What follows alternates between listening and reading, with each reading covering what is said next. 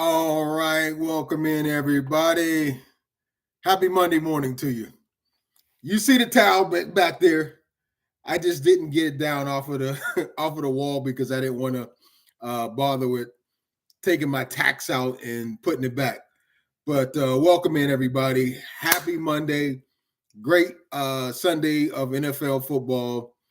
Just want to talk about that amongst other things. Yeah, man. Steelers got it done again. All my Steelers fans, woo! Let's go. Y'all see it back there, baby. Let's go. But it was a good gutty win. Not going to come over here and cry about being 0-2. However, man, that is just once again, I'm worried because it's not sustainable. But the Steelers do get the victory, 13-6 over the hapless Denver Broncos. Sean Payton. Now we get to see now whether it was Sean Payton or Russell Wilson. As you guys probably know, I'm not a huge Sean Payton fan. The guy has one Super Bowl victory. I'll give him that. But he walks around with his chest stuck out like he's Belichick with 4 or 5 Super Bowl wins. Dude, you're not that good. Denver's 0-2. Some notes from the game. First of all, I just want to say that the running back, Warren, I like Najee, but Warren is a more dynamic back. In my opinion, he gives the Steelers more of a punch. He's just more dynamic, more versatile to me. Like Najee is a good 3rd and 2, 3rd and 3 back, to pick up those first down yards, those tough yards. And he's a big back. But, man, Warren, to me, is just much more dynamic of a back. He's shifty. He hits the holes with a burst. I think because he's a shorter stature, he's harder to find by the defense. I just like Warren a whole bunch more than I like Najee. Other things. The lineman, dude, Broderick, you got to get right. Dude had 3 consecutive holding penalties, and then Tomlin benched him, which probably isn't great for his confidence. So, come on, young fella. We need you to do better on that end. George Pickens was, he kind of gave one of the best young corners, Patrick Surtain, although Pickens didn't have a big day because the Steelers, their offense just isn't up to it. He gave Surtain all he can handle. Surtain got called for multiple holding fouls and penalties on Pickens. So he gave Pickens the business yesterday on the one-on-one matchups. Thank God for Boswell. To this date, the Steelers' most valuable, by far, offensive MVP is Chris Boswell. Yesterday, again, Boswell hit 2 big ones. One was a 53-yard field goal. So Chris Boswell is doing his thing. Kudos, kid. Justin Fields, after a miserable week 1 in Atlanta, he still wasn't Dan Marino. He wasn't lighting it up by any stretch of the imagination. And the young fella has a long way to go. Fields really has to learn how to play quarterback in the NFL. Right now, he's being an athlete, running around and making plays. I thought Arthur Smith and the Steelers did a good job of getting him outside the pocket where he can either throw the ball or pick up a quick 3 or 4 yards on a bootleg. That was a good job. He was 10 of 12 yesterday for 101 yards, and he did have the lone touchdown pass to Darnell Washington there. Just really wondering, is this fool's goal? I think it's fool's goal. Like I said, I'm not going to cry over being 2-0 because there's a number of teams that are 0-2. Surprisingly, Baltimore, there's Jacksonville. There's a number of teams Denver. There's a number of teams that are 0-2. Most surprisingly is Baltimore, but I'll get to that later when we kind of run down the league. The first 2 weeks, Pittsburgh's defense has given up only 16 points. That's the fewest number of points it has allowed through the first 2 weeks since 2007. So that's a bright sign. However, I I don't know if it's sustainable. We'll see a lot next week when the Steelers take on the Chargers, who I think is a very good team. Jim Harbaugh has that team already with his identity. They're walking the walk and talking the walk, walking the walk and talking the talk, I should say. They have a great identity. They run the ball and they play sound defense. So next week is going to be a good tough, because I think outside of Kansas City, I would say the Chargers are probably the second best team in that division. What else from the game? Bo Nix was terrible. Young Corey Trice heads up with an interception in the end zone. Nice.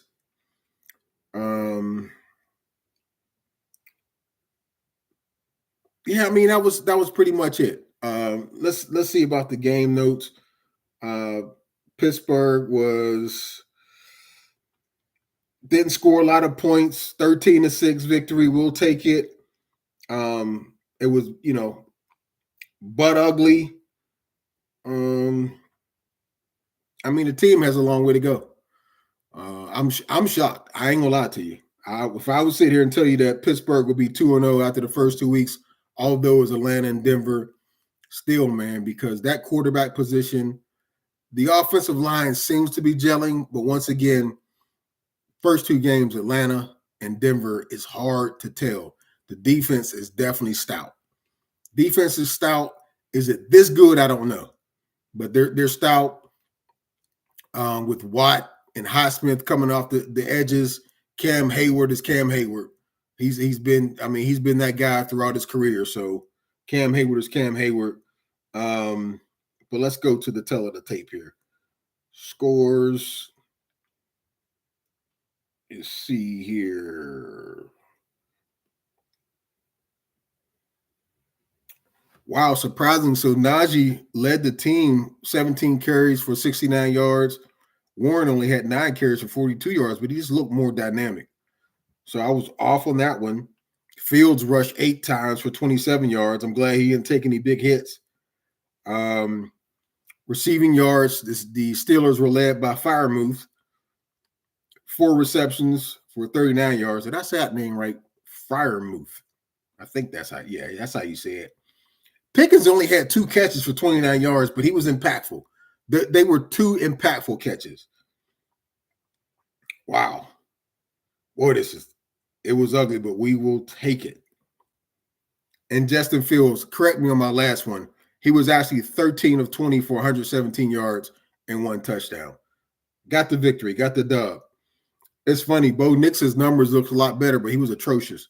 A lot of those yards came in the second half during that last drive. He was 20 of 35 for 246 yards. But here's the key. Pittsburgh held Denver to 64 yards rushing.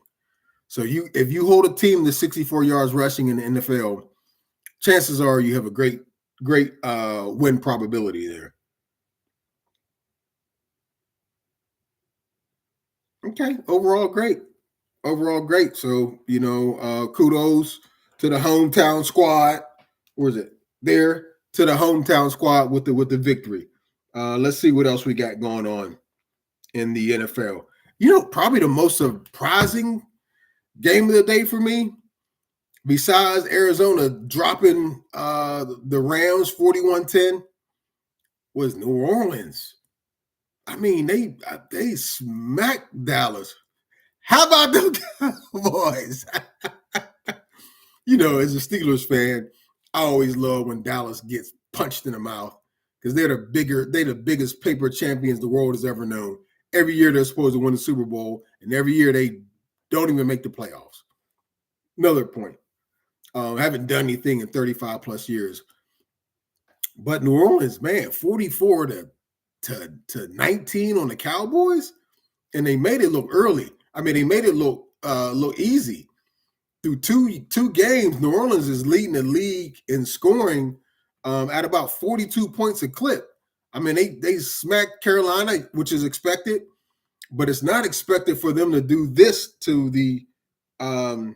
to Dallas's vaunted defense. I mean, they made Dallas, they smashed them. Let's go to the tail of the tape for that one. Jeez. 44-19. Alvin Kamara, 4 TDs on the day. Jeez. Kamara, 20 carries, 115 yards, 3 rushing, 1 by the air. Jeez. Rashid Shaheed, never heard of him, for the Saints. 4 receptions, 96 yards, and a touchdown. Derek Carr, woo. It was pretty pedestrian, to be quite honest. He was only 11 of 16 for 243 yards, 2 touchdowns and interception. Kamara did most of that damage on the ground. See about old Dak. Dak was 27 of 39 for 293 yards, 1 touchdown, 2 picks. Man, that guy will never, ever live up to that contract. I mean, he got paid what market rate is for starting QBs, but he won't ever be able to live up to it. Geez, Dallas only had 68 yards rushing. Once again, if you're going to hold an NFL team to under 70 yards rushing, win probability through the roof. CeeDee Lamb, 4 catches for 90 yards. Man. Dallas only had 1 turnover. Wow, that's they had 3 turnovers because Dak had 2 interceptions. So that's going to hurt. But New Orleans, they're tearing the league up right now offensively through 2 weeks. Man. New Orleans put up 35 in the first half against Dallas. Yeah, that's amazing. So that was my biggest shocker. Marvin Harrison, he showed out. He showed why he was a top 3 NFL pick yesterday. Kyler Murray had a perfect QBR quarterback rating. So it was a lot of shockers. How about Brian Flores? His defense at Minnesota completely putting San Francisco in a box. They beat San Francisco. San Francisco didn't look like San Francisco yesterday. Sam Darnold is playing out of his mind in that Minnesota victory. So that was surprising as well. Something else I saw, gang. Something else I saw that I have to touch upon. I know this is an NFL Monday, but yesterday, it was whispers that the Florida Board of Trustees had a meeting on a Sunday.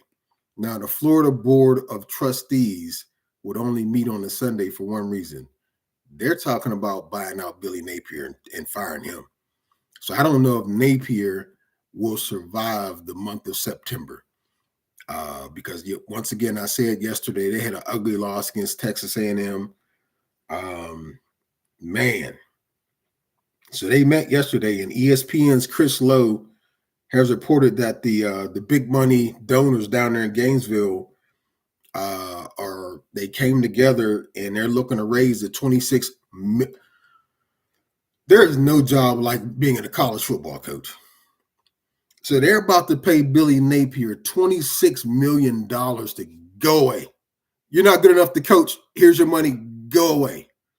$26 million Napier has on that buyout. Jeez.